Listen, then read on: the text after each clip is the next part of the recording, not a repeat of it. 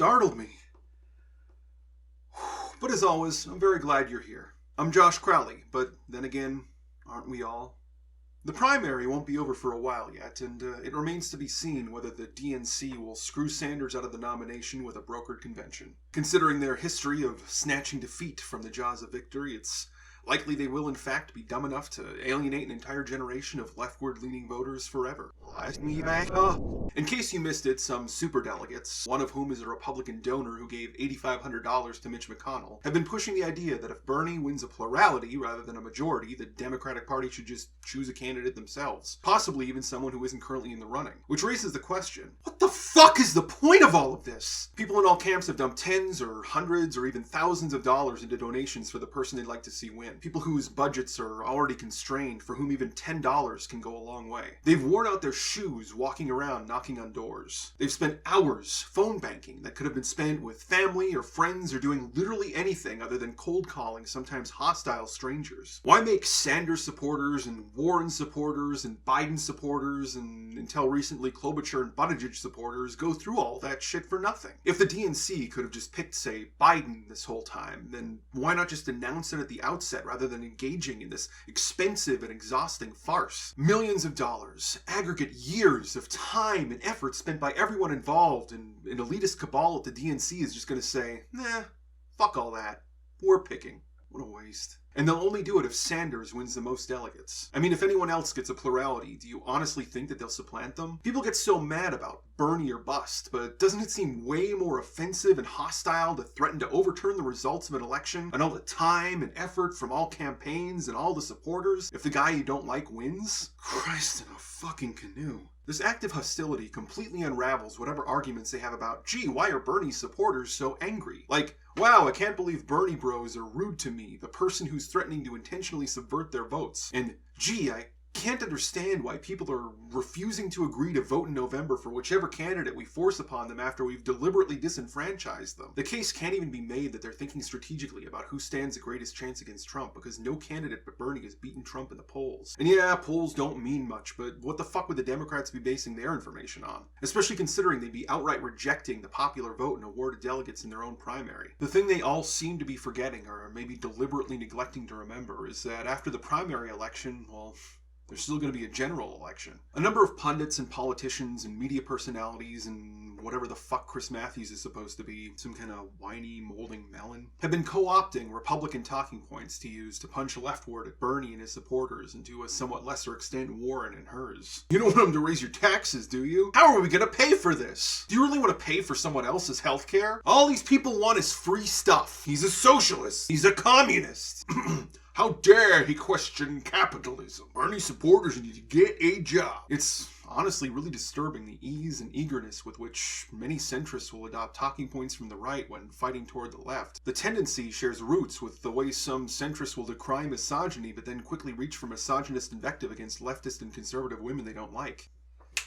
You need to have cards turned on, or that's not going to make any sense. Or the way liberals in general don't really seem as disturbed by American imperialism whenever there's a Democrat at the helm. It's different when it's us. Our wrath is different because our wrath is righteous. But by echoing conservative talking points about socialism and progressivism and what can't be done, they've effectively spent the last year telling Republican voters, hey, you guys are right about all this stuff. Progressivism is dumb, childish, free shit for lazy babies who want unicorns. Whether Sanders ends up being the nominee or not, establishment Democrats have willingly punted the Overton window rightward by helping conservatives make a case against progressivism. In doing so, they've also alienated legions of progressive voters. And if Bernie wins the most delegates and the DNC screws him out of the nomination, that effect will be catastrophically worse, with repercussions lasting years if not decades. The whole thing is part of what can only be described as a disturbing pattern of self-destructive behavior and utterly disastrous judgment. At this point, they've done everything in their power to make this election a much harder fight than it has to be, no matter which candidate ends up winning the primary or being awarded it by committee. For at least 4 years, Donald Trump, a horror show golem made entirely out of jaundiced scrotal tissue animated by pages of Mein Kampf tucked into his forehead, has been shouting into every microphone he can find about how corrupt the Democrats are. So why does it seem like they're going out of their way to prove him right? For starters, they completely fumbled the Iowa caucus in a way that looked deeply suspicious. Even if there wasn't actually maliciousness going on behind the scenes, the way things played out made it appear as though there was. The people who made made the software that catastrophically failed had clear conflicts of interest with at least one of the candidates. Buttigieg declared victory far before all the votes were in, while there was still a lot of ongoing confusion, which looked shady and underhanded. And then it turned out he didn't actually win anyway, if he did the math right, and Sanders should have been the one with one more delegate. Had Sanders not insisted on greater transparency throughout the process, we never would have learned that the results in Iowa have possibly been fudged for decades. And now the DNC is saying that if a candidate gets most of the votes, but not a majority, they're just going to pick someone themselves.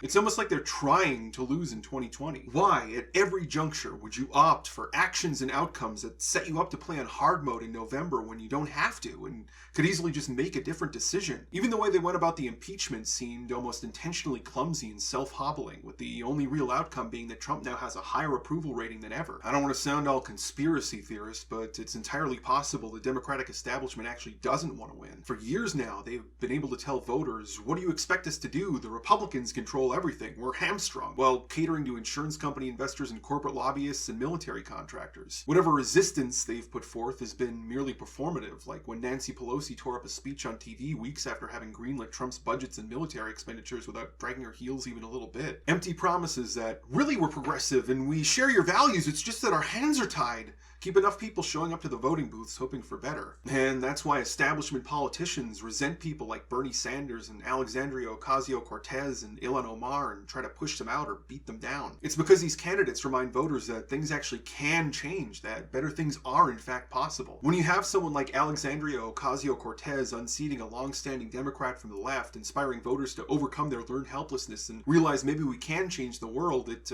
kind of starts to threaten your own job security a bit. Voters might start demanding more than broken promises and pointless TV performances. They might even primary more incumbent Democrats from the left. Sure, there are enough voters who are focused entirely on aesthetics that you might pull off a win, but it's going to require you to actually do something to motivate someone, rather than just pointing at your monstrous Republican opponent and saying, you have to vote for me, look how awful the other guy is. And that's a real challenge when your whole career thus far has been predicated on telling voters they're unreasonable and childish for wanting anything, and implying we're ignorant traitors for being even remotely critical, and mischaracterizing our complaints as attacks in order to dodge accountability.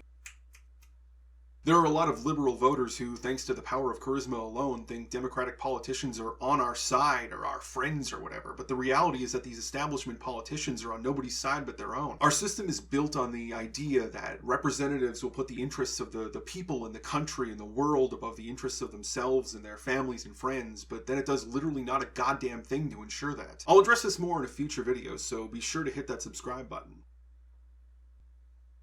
Where is it? Do you guys remember where it is?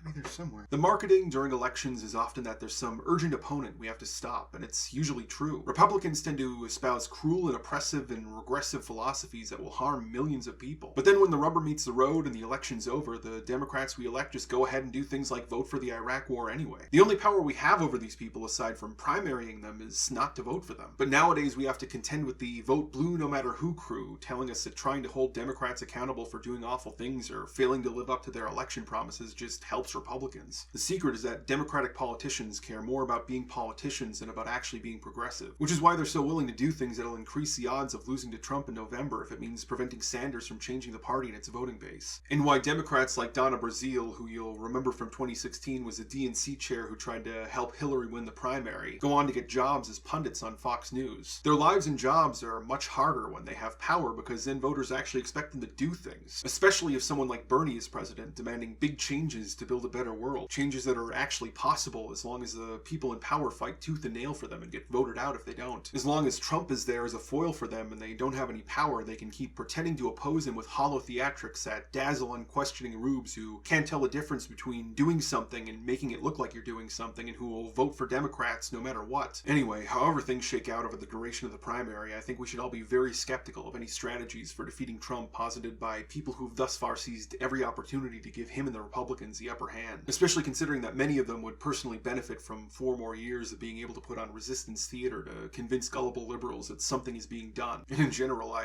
wouldn't trust anyone who opportunistically attacks progressivism to actually represent its values. Anyway, if you enjoy my content, please subscribe and recommend it to your friends. If you hate it, please recommend it to your enemies. Thank you very much for watching. We all have precious limited moments on this planet, and I appreciate that you chose to spend some with me. Until next time, be seeing you. The marketing. and try to push them down or beat them out. Push them out or beat them down. Resistance theater to convince gullible liberals.